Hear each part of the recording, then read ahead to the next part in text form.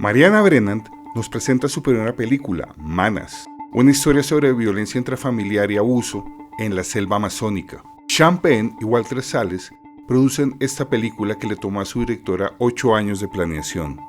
Hablamos con Mariana sobre este viaje emocional, ético y cinematográfico que representó hacer MANAS.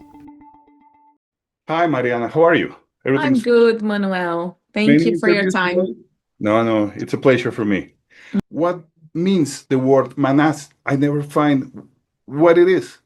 Means it's a short for sister, like sis, hermana, mana, and it's also a very powerful word of endearment and of connection between women. In the north of Brazil, where the film takes place, women call each other mana. And it transcends. It's not only women. You can call a man. It's people who support you. So really, that's why the film it's named Manas, because it's about women, about Manas, and the relationship between Maciel and her sister, which really makes her break the cycle. And also for me, it's a call to action to everyone who sees this film. Like, let us all be manas, let us support each other and stand up for one another. So maybe, together we can have strength to break those silences and those cycles of violence. How was working these uncomfortable themes with these girls? We took very careful with our young cast. Jamili and all the children in the film were non-actors. We discovered them for the film. So not only were they not used to, being in that kind of environment, we were talking about such a harsh reality. And one of the main things for me and concerns was to be able to navigate the process of rehearsing and doing and shooting this film with them, and being able to achieve those amazing performances, but but preserving their psychological and mental health and well-being. I never showed the script to Jamili or to any of the young cast. I didn't want them to read, the details and the specificities of the horrible violence that, we narrate in the film. But they knew, like, we talked a lot to their parents, we talked a lot to the kids to understand, how mature they were, how comfortable they felt around other people, and they knew the film. Jamile Correa, the protagonist, she knew she was participating in the film that told the story of a girl that was sexually exploited and abused at home by her own father. But I didn't literally direct her in the scenes, like indicating those violences. And for example, in the scene of the hunting scene, I never thought she didn't know when she was going to perform that was the moment when the father was going to rape her and to abuse her. So I tried to work very symbolically, and we did like a month and a half, almost 2 months of preparation, of physical also preparation. She's an urban girl, which is really unbelievable. She's not a girl who lived in a river side community, so she was not used to swim in the river, to go into the forest, to get acai, to paddle the little boat. So we did like a really careful and protective preparation. And the adult cast, who is composed of very experienced, amazing Brazilian actors. They helped us to create the safe environment and protective, warm, and healthy for them. The acting of the whole movie is impeccable. How was the casting process? It took us almost a year of casting, of looking for those the three main girls in the film. And we only found them in the last minute. We were already in Belém doing pre-production when we found Cynthia, Carol, and Maciele, the main character. And for the adult cast, was very, very special. I mean, we have actors from all over Brazil, from different regions and states of Brazil. Dita Pais, who portrays Areta. I'm sure you know her. She's one of our most famous Brazilian cinema and TV actresses, and she's an activist. She's from Pará, and was a very good friend of mine. So from the first time I heard about the stories of sexual exploitation in Marajó Island, and I decided to make this film, I told Dita, and she said, count with me for anything. So the character of Areta was written specifically for her, thinking of her. And it's inspired by two real people that live in the Marajó Island, Irmã Maria Henriqueta Cavalcante and Chief Officer Rodrigo, who fight to protect those girls and women in that region, in the Amazon region. And what I really wanted was to find truth and authenticity. I wanted the spectator to really be able to immerse and feel as if they were seeing life unfold in front of themselves. I mean, this reality is so harsh that it's unbelievable that something like that happened, right? So for me, it was really important that the film was truthful in every sense. And casting, as you mentioned, was a very important and significant part of the process. In my opinion, you found it. So really true. Thank you. Documentary and masterpiece of these terrible things that happen in everywhere almost. This film takes place in the jungle, but this is not an endemic phenomenon. I mean, what message do you think it sends to girls and women around the world?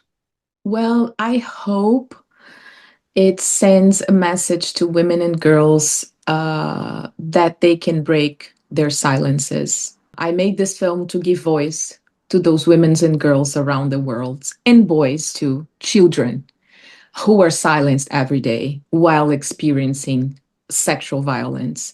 And I hope they feel seen, they feel understood, and they feel encouraged to change and to break their silences, even if it is to realize what is going on with them. Because sometimes we are going through violence and we don't even understand, right, that, we are being abused, we're being violated. And even if it is to tell a friend or to report the situation to an authority, to a social so yeah, I really hope it will help and transform not only women, but society as a whole, which I think it's the only way we're able to change things, really. What do names like Champagne or Walter Salles mean to you and the film? Walter, we have a very special connection since I went to school for film. He wrote my recommendation letter to university, and that was a little before Central Station came out. So we've been collaborating, and he's been like a mentor for me for like a long time. And it was really special for me to have him in MANAS and to be able to premiere our films, both in Venice, right? He premiered I'm Still Here, and we premiered MANAS at Giornate degli Autori. So it has been really special and full circle, this experience. And Walter is one of the directors that I most admire in the world. And, his sensitivity and the way he, and his films are so relevant socially and politically and humanistically too. And Sean Penn, I mean, I think his work goes way beyond what he does on screen as an actor, as a director and producer. I mean, his humanitarian and his social work for such a long time is so important. And to have him seen MANAS and recognize the importance of the film, which is really what happened. I mean, it was magical. He saw me receiving an award, and just by hearing my speech, he asked to meet me. He said, "I'm sure the woman who said those words might have will have made a very relevant story that I need to see." So once he watched MANAS, he called me and he said, "How can I help? This film must be seen by as many people in the world as possible. So count on me to, spread the film and echo the message to the world. And this is priceless. I mean, I made this film for this reason. I made this film because we have to create, we have to stop as a society. And this is such a deep structural problem everywhere around the world, right? I mean, everywhere we've been with Manas, people give me the same feedback. Thank you for making this film. Thank you for your courage. Thank you for not showing violence explicitly. And it's not only in Brazil that happens. Here happens the same way. Every country we've been. And for me as a filmmaker, this is really special. But for me as a woman and as a human being, it's really unfortunate to know that part of the connection of Manas is because it tells a universal story that needs to be changed. So to have the support of people like Walter Salles, like Sean Penn, like Julia Roberts, who saw Manas through Sean, and it's really beautiful. She said at the beginning of the section, like, I want to see your faces now, because after the film finishes, I know you are going to be transformed. The way I'm going to look at you, you're going to be different after this film because it's going to change your life. So this is really what I hope Manas will do. There have been many films about child abuse. Which one inspire you for this work? This is a very good question you're asking me, because I was not directly inspired by any films on sexual abuse directly. I have been inspired by humanistic films and directors that had approach to films that really made me connect with the character and really made me feel, in the shoes of this person being portrayed.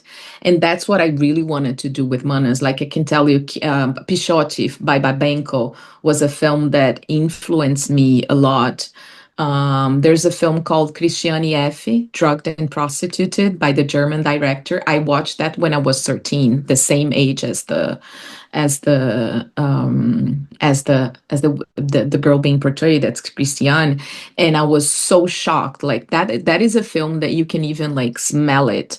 And I thought, I mean, it was so truthful and so authentic that I thought Christiane was the girl portraying her was the real Christiane. I was 13 at the time, and But going back to the portrayal of sexual abuse and violence against women in the film, I think that we have had that being done with a male perspective for so many years, like as if you can justify abuse.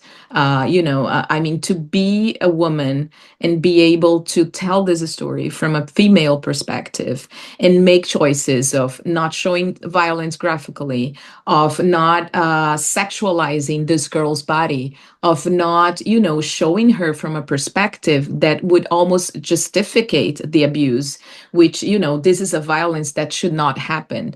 So for me to reenact any scene of sexual violence would be like signing up and allowing it to happen again.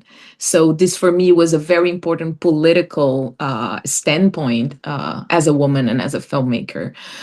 So I think that what I wanted to do was really to be able to bring a women, feminine, female, respectful and ethical perspective on telling this story as authentically as possible. Thank you very much. This was far beyond that was I expecting about, and thank you for the movie. Thank you for the truth, and thank you for this beautiful interview, Marianne. Thank you so much. Oh, thank you so much, Manuel. Thank you. I'm happy Okay. Manas touched you, really. No, Yes. it really does.